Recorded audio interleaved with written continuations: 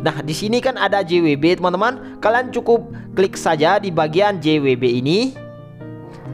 Nah, kita klik di bagian JWB-nya agar hasilnya nanti bakalan jadi natural ya teman-teman. Oke, kita coba bagaimana hasilnya jika JWB-nya tidak kita aktifkan. Nah, kalian bisa lihat untuk proses sadarnya cukup cepat. Oke, kita lihat hasilnya. Maka untuk gambar yang dihasilkan di sini akan menjadi natural dan jernih seperti ini. Nah, untuk kecerahan dia cukup cerah ya teman-teman. Kalian bisa perhatikan. Nah, ini hasilnya menjadi natural dan ini hasil menjadi full color. Jadi untuk config ini dia akan menghasilkan gambar full color dan natural sesuai selera kita. Kita tinggal pilih saja yang mana yang kita inginkan ya teman-teman.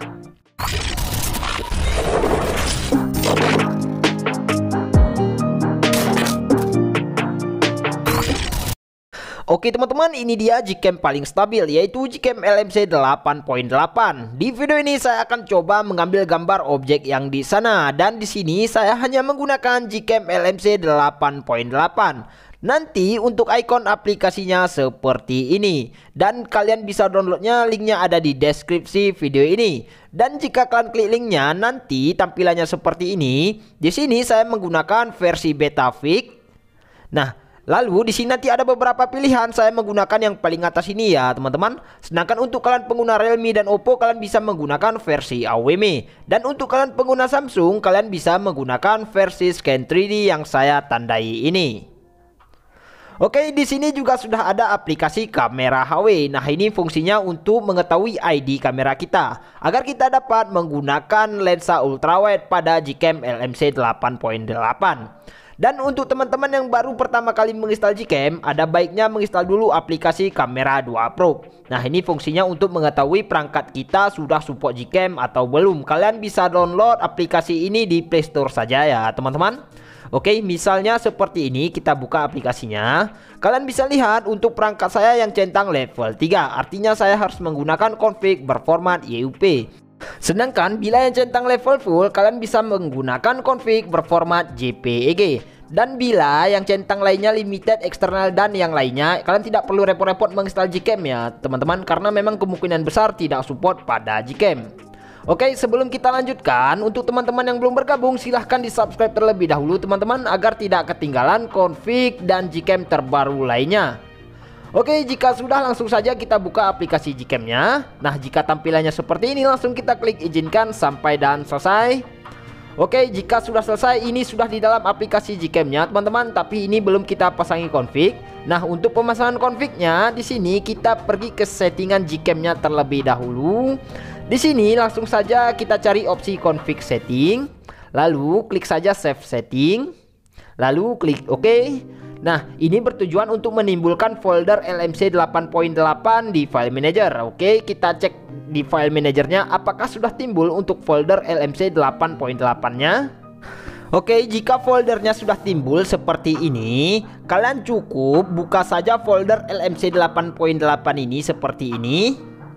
Lalu di sini nanti kan ada folder XML teman-teman. Kalian cukup ekstrak saja file config-nya ke folder XML yang ini. Jadi di sini nanti kalian jangan lupa mengekstraknya ya teman-teman. Ini dia folder XML-nya.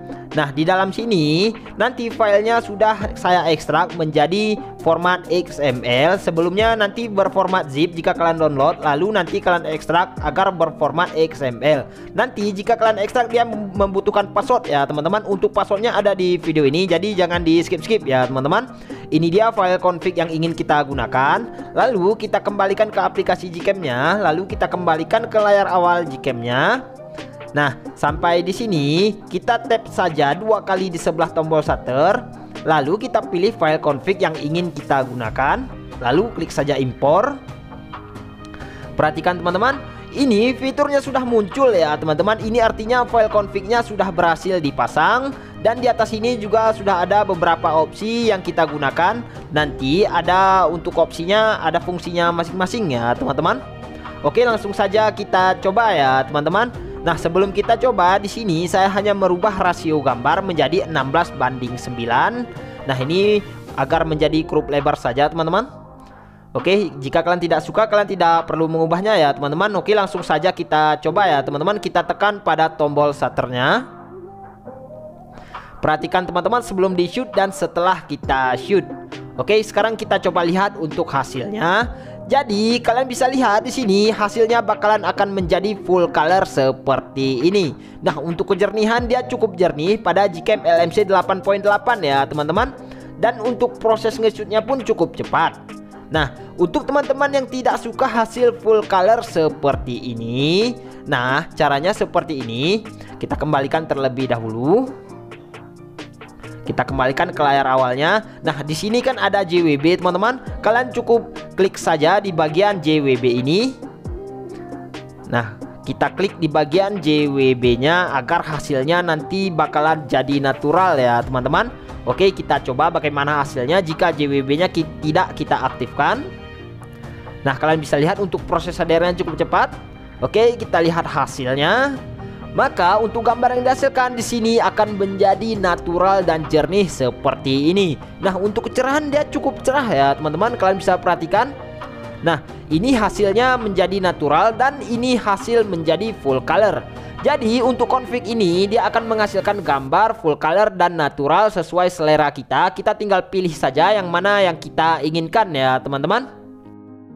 Oh ya teman-teman, config ini juga sudah support untuk lensa ultrawide. Nah, untuk cara mengaktifkan lensa ultrawide kita perlu mengatur ID-nya terlebih dahulu. Nah, caranya seperti ini. Kita pergi ke setelan Gcam-nya terlebih dahulu.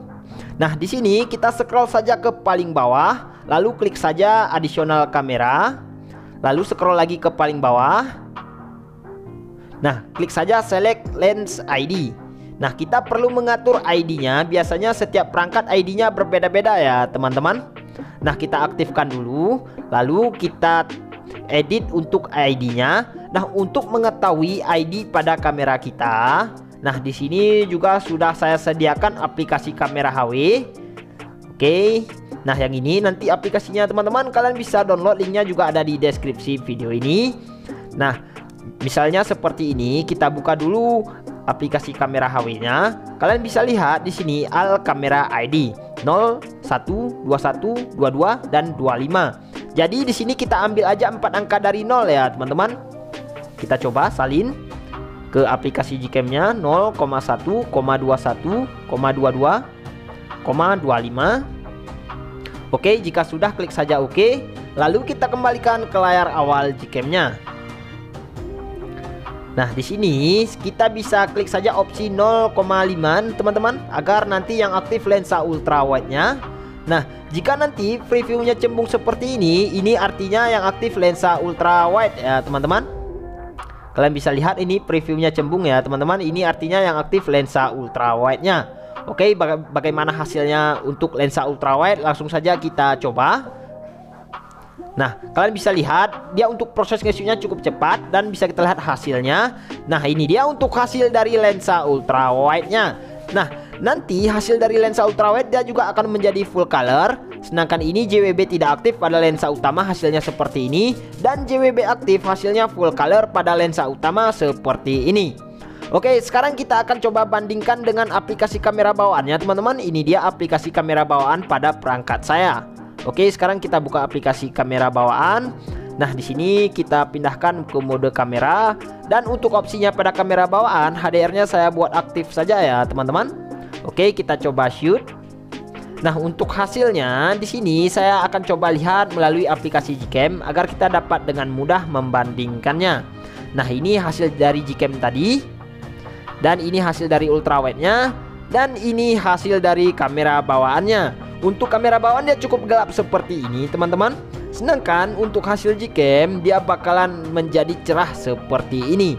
Nah, ini berbanding jauh antara aplikasi Gcam dan kamera bawaan ya teman-teman. Kalian bisa perhatikan sendiri.